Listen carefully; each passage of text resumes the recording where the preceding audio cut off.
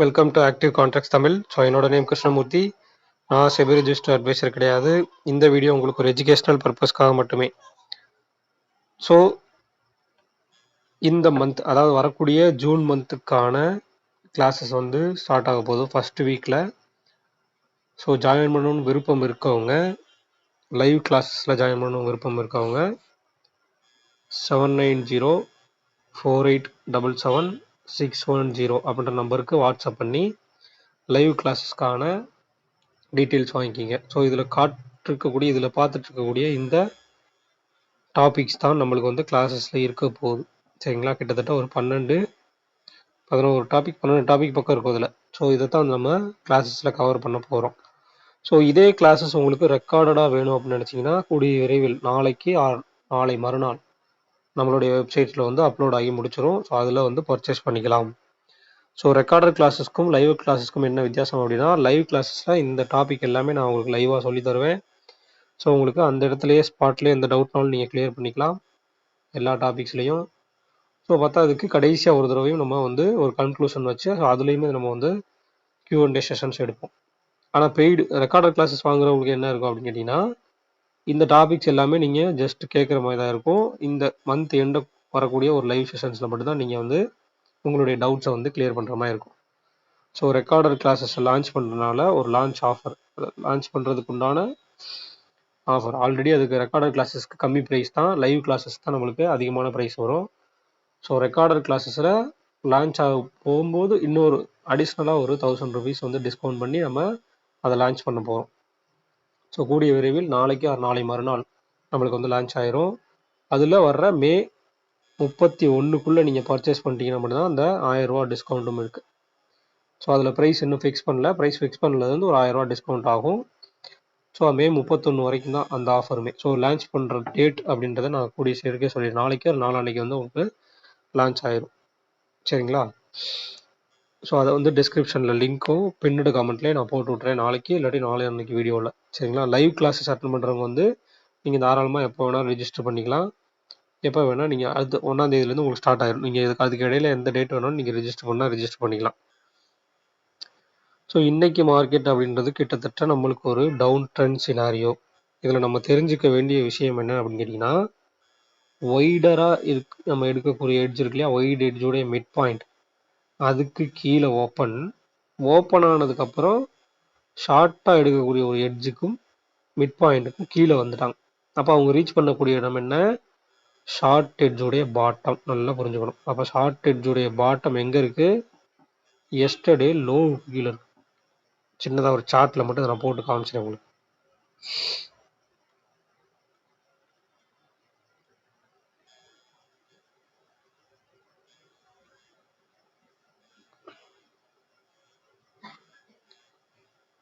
அப்போ நம்ம ஒய்டராக ஒரு எட்ஜ் எடுத்தோம் இல்லையா, அதனுடைய மிட் பாயிண்ட் வந்து 25,050. ஷார்ட்டராக எடுத்ததுக்கு நம்மளுக்கு 24,950. அப்போ அதுக்கு கீழே தான் மார்க்கெட் வந்து வந்திருக்காங்க. அப்போ 24,900 அப்படின்றது நம்மளுக்கு இந்த இடத்துல, அதாவது எஸ்டர்டே லோவுக்கும் கீழே தான் இருக்காங்க. அப்போ அந்த இடத்துல ரீச் பண்ணி அகெயின் நம்மளுக்கு மேலே போய் ப்ரீவியஸ் க்ளோஸையும் அந்த ஷார்ட்டராக இருக்கக்கூடிய எட்ஜுடைய மிட் பாயிண்ட் இருக்கு இல்லையா, மேலேயும் கீழே, அந்த மிட் பாயிண்ட்டுக்கு மேலே சஸ்டெயின் ஆகலை, திருப்பி கீழே வர்றாங்க.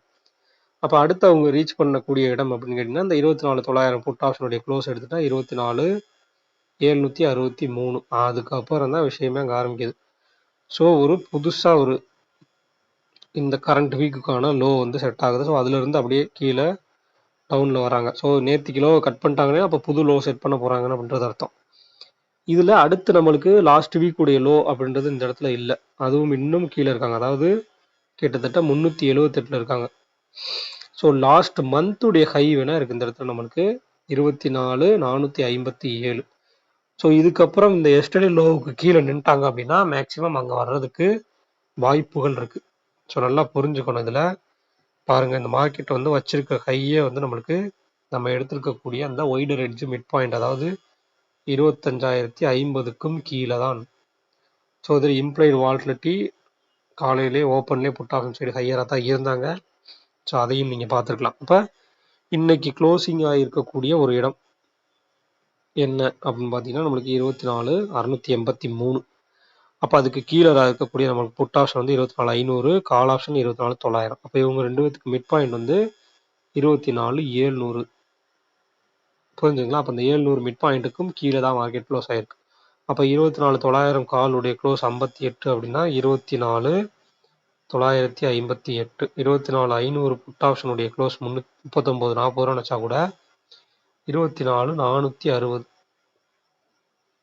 அப்போ அந்த 960க்கும் 460க்கும் மிட் பாயிண்ட் என்னன்னு பார்க்கணும். அந்த மிட் பாயிண்ட்டுக்கு கீழே வந்துட்டாங்க அப்படின்னா மார்க்கெட் ஃபர்தராக கீழே எது வரைக்கும் 24,500 வரைக்கும் ரீச் ஆகலாம். ஆர்எல்ஸ் இந்த க்ளோசிங் ப்ரைஸ் சரிங்களா, இந்த 700 புட் ஆப்ஷனுடைய க்ளோசிங் ப்ரைஸ் 103 எடுத்துட்டா 597 ஒரு விஷயம். சரி, இந்த க்ளோசிங் ப்ரைஸ் உடைய மைனஸ் பண்ணிக்கணும். புட் ஆப்ஷன்ஸ் எல்லாத்தையும் மைனஸ் பண்ணிட்டீங்க அப்படின்னா அங்கே கிடைக்கக்கூடிய ரேஞ்ச் ஏதோ ஒரு ரேஞ்ச் வந்து ஹையோட ரெசிஸ்டன்ஸ் மேலே வரும்போது அது ரெசிஸ்டன்ஸாக செயல்படும். சரிங்களா? ஏன்னா ஒரு ஐடிஎம் புட் ஆப்ஷன்ஸ் வந்து இந்த இடத்துல செல் ஆயிருக்கு. நீங்கள் நல்லா புரிஞ்சுக்கணும். மார்க்கெட் முடிஞ்சிருக்கிறதுல 683, 700 கூட உங்களுக்கு நியர்பை ஏடிஎம் ஓகே ரைட். ஆனால் 800 புட் ஆப்ஷனும் 900 புட் ஆப்ஷனும் இந்த இடத்துல இருக்கணும் அப்படின்னா அவங்களுக்கு ஒரு சின்ன நாளைக்கு டிகே கொடுக்கணும் இந்த ப்ரீவியஸ் க்ளோஸ் வரைக்கும். ஏன்னா அவங்க வந்து அதை ஆவரேஜ் பண்ணணும். இது வரைக்கும் மார்க்கெட்டை கீழே கொண்டு வந்து நீங்கள் புட் ஆப்ஷன் செல் பண்ணிட்டே இருக்காங்க அப்படின்னா அகெயின் ஆவரேஜ் பண்ணி அவங்க உங்கள்கிட்ட விற்றுருக்காங்கன்னு அர்த்தம். நல்லா புரிஞ்சுக்கணும். மார்க்கெட் கீழே வர வர வர ஐடிஎம் புட் ஆப்ஷனுடைய வேல்யூ இங்கே இருக்குது, வால்யூமும் இருக்குது, வேல்யூ இருக்குது அப்படின்னா அதை அவங்க வந்து உங்கள்கிட்ட விற்றுருக்காங்கன்னு அர்த்தம், செல் பண்ணியிருக்காங்கன்னு அர்த்தம். அப்போ தான் அவங்களால பை பண்ண முடிஞ்சிருக்கு. ஸோ அப்போ அந்த ப்ரைஸஸ் வந்து திருப்பி ஒரு சின்ன டிகே கொடுத்துட்டு அதுக்கப்புறம் ரேஞ்சு செட் பண்ணுறதுக்கு சான்சஸ் இருக்குது. அப்போ இதில் நம்ம 24,700 மிட் பாயிண்டாக இருக்கணும். அப்போ இந்த 700 கால் ஆப்ஷன் அண்ட் புட் ஆப்ஷனுடைய ரேஞ்ச் நாளைக்கு ஓப்பன் ஆகும்போது ஒரு ATM range at the money அதை எடுத்துக்கோங்க. அட் த மணியோட க்ளோசிங் ப்ரைஸ் எடுத்துக்கோங்க. அந்த க்ளோசிங் ப்ரைஸை வச்சு ஒரு ரேஞ்சு செட் பண்ணீங்க அப்படின்னா அந்த ரேஞ்ச் வரைக்கும் மேலே போயிட்டு அகைன் திருப்பி இல்லை அந்த ரேஞ்சுக்கும் இந்த அட் த மணிக்கும் உண்டான மிட் பாயிண்ட் அது வரைக்கும் போயிட்டு திருப்பி ரிவர்சல் ஆகிறதுக்கு சான்சஸ் இருக்குது. இல்லை இந்த டேபிளில் மிட் பாயிண்ட்டை நீங்கள் எடுத்துக்கலாம். சரிங்களா? ஒய்டராக இருக்கக்கூடிய மிட் பாயிண்ட் எடுத்தீங்கன்னா 25, 24,500, 25,000. அப்போ இதனுடைய மிட் பாயிண்ட் வந்து 24,750. அப்போ இங்கே போயிட்டு கூட திருப்பி ரிவர்சல். அப்போ 680 முடிச்ச மார்க்கெட்டை திருப்பி 750 வரைக்கும் கொண்டு போயிட்டு ரிவர்சல் கொடுத்தாலே நம்மளுக்கு இந்த ஐடிஎம் புட் ஆப்ஷன்ஸ் எல்லாமே டிகே ஆயிரும் அப்படின்றத நீங்கள் புரிஞ்சுக்கணும் இதுல இருந்து. சரிங்களா? இப்போ ஒரு டிகே எப்படி நடக்குது, ஒரு ப்ரீமியத்தை எப்படி கொடுக்குறாங்க, அந்த கொடுக்குற ப்ரீமியத்தை எப்படி கரைக்கிறாங்க, இதெல்லாம் புரிஞ்சுக்கணும். அப்போ ஓவரால் இந்த இடத்துல நம்மளுக்கு கால் ஆப்ஷன்ஸ் உடைய இம்ப்ளைடு வாலிடிட்டி கீழே மார்க்கெட் முடிஞ்சாலுமே அதிகரிச்சிருக்காங்க. என்ன காரணம் அப்படின்னா இங்கேருந்து சப்போர்ட் எடுத்து மார்க்கெட் மேலே திரும்ப போகிறாங்கன்னு அர்த்தம்.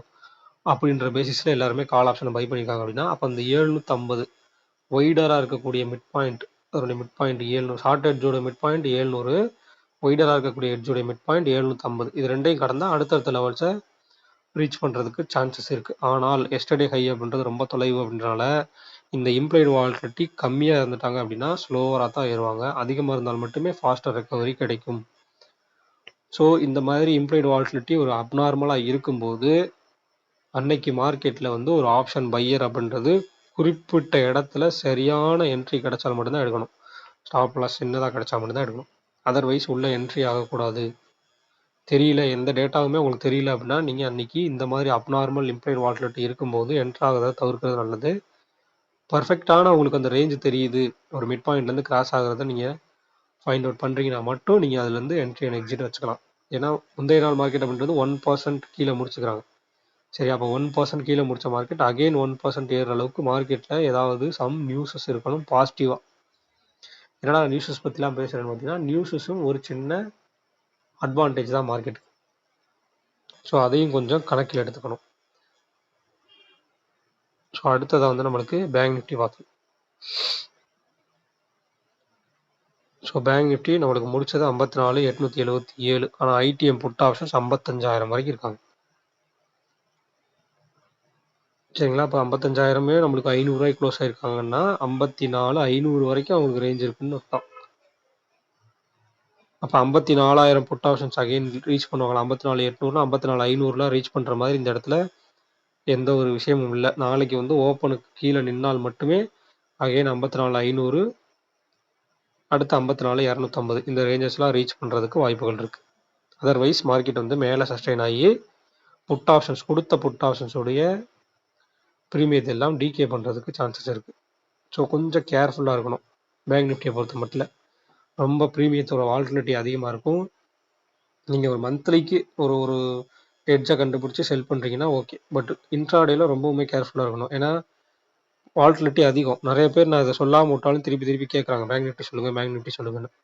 ஸோ பேங்க் நிஃப்டியில் கொஞ்சம் இன்ட்ராடே பண்ணுறதை கொஞ்சம் தவிர்த்துருங்க.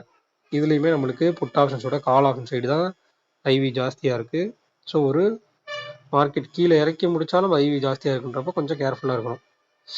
ஸோ இந்த வீடியோ பிடிச்சிருந்துச்சு அப்படின்னா லைக் பண்ணுங்கள், ஷேர் பண்ணுங்கள், சப்ஸ்கிரைப் பண்ணுங்கள். மறக்காம கருத்துக்களை வந்து கமெண்ட் செக்ஷனில் கமெண்ட் பண்ணுங்கள். நன்றி, வணக்கம்.